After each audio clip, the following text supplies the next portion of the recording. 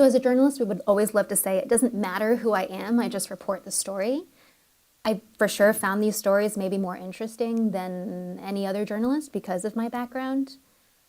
I resisted for so long putting the first person perspective in this book, and my publisher pushed me out of my comfort zone and made me put that in.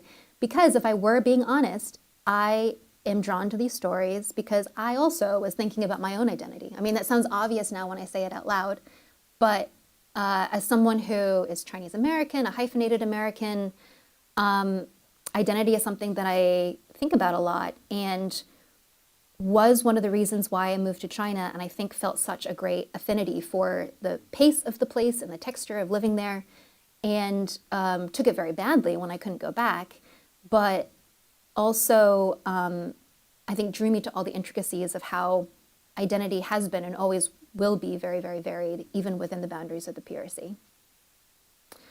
Did it make it easier to report these stories? I think, yeah. I mean, that was one of the reasons why I often got a lot of flack in state media about stories that I did, because if they couldn't criticize the content of the stories, they could criticize the way that I'd gotten these stories, which was to use, as they would put it, my Chinese face, 利用我的华人面孔, to like get into these communities and trick people into talking to me. We have to identify that we're journalists and who we work for, but just kind of the facility of being able to talk to people as another ethnically Chinese person in their language without an intermediary was something that they felt uncomfortable with.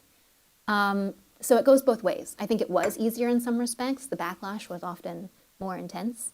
And I felt the backlash more personally, and eventually I had to make that part of the book.